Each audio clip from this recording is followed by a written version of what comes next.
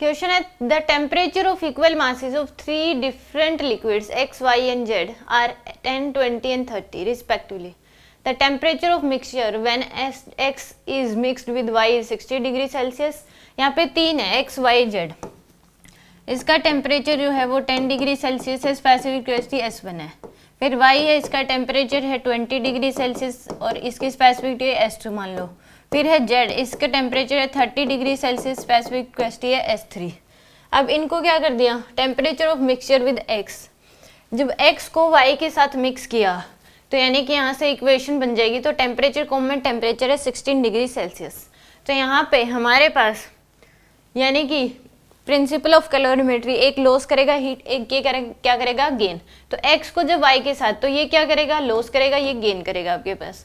तो यहाँ पे M1 S1 T1 plus M2 S2 T2 equal to क्या हो जाएगा आपके पास M S1 प्लस में M S2 इंटू में क्या हो जाएगा T डैश. यह आएगा आपके पास कॉमन टेम्परेचर जो हो गया वो T डैश.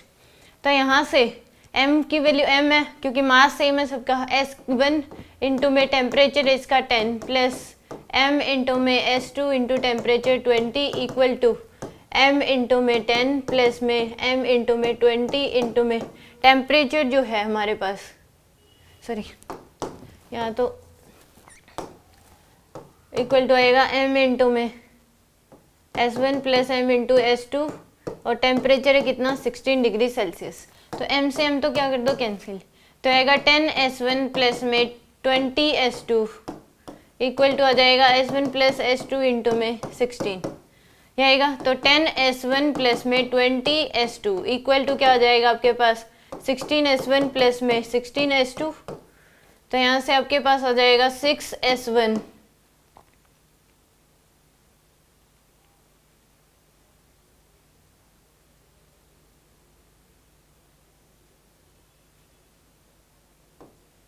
इक्वल टू, इसको इधर ले आओ, इसको उधर ले जाएं तो आ जाएगा माइनस का 6x1 और माइनस का 4s2. तो यहाँ से s1 की जो वैल्यू है वो आ जाएगी 4s2 बाई 6 यानी कि 2/3s2 के बराबर. ये एक तो ये आ गया आपके पास s1 की वैल्यू आ गई s2 की टर्म्स में.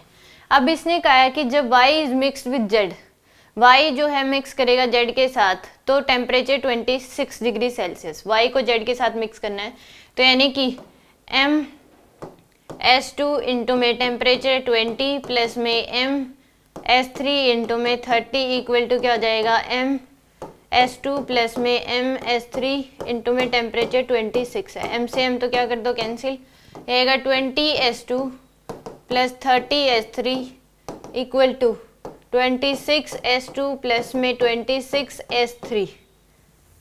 तो यहाँ से आपके पास आ जाएगा माइनस का 6 S2 इक्वल टू माइनस का 4 S3. तो यहाँ से आपके पास S2 की वैल्यू दोबारा से यहाँ से आ जाएगी, S2 की वैल्यू आ जाएगी आपके पास 2/3 S3 के. ये आ गया आपके पास S2 की value.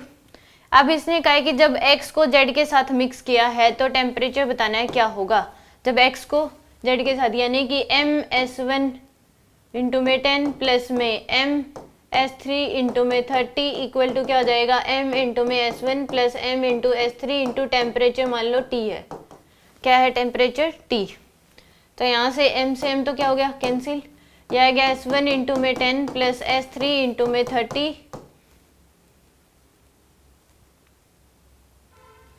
Equal to S1 plus S3 into में T. अब यहाँ से S3 की वैल्यू आ जाएगी आपके पास 3/2 S2. तो यहाँ से S1 की वैल्यू कितनी है 2/3 S2 इंटू में 10 प्लस में S1 S3 की वैल्यू है 3/2 S2 इंटू में 30 equal to S1 plus S3 into में क्या आ जाएगा T. तो यहाँ से यह जाएगा 2/3 S2 इंटू में 10 प्लस 3/2 S2 इंटू में 30 इक्वल टू S1 की वैल्यू हम पुट कर सकते हैं कितनी 2/3 S2 प्लस में 3/2 S2 इंटू में T. तो S2 से S2 क्या कर दो कैंसिल, यह जाएगा 20/3 प्लस 90/2 इक्वल टू, यहाँ पे एलसीएम लोगे 6, तो 4 प्लस में 9 इंटू में टी, तो यहाँ से आएगा आपके पास, यहाँ से भी एलसीएम ले लो, 6, तो आएगा 40 प्लस में 270 equal to 13/6 into t, 310/6 equal to 13/t/6, तो 6 से 6 कैंसिल, तो यहाँ से t की जो वैल्यू है वो आएगी 310/13, कितनी आ जाएगी 310/13, 310 डिवाइड बाई 13, तो आएगा 23.84, 23.8, तो 23.84 यानी कि डी ऑप्शन क्या हो जाएगा इसका करेक्ट होगा।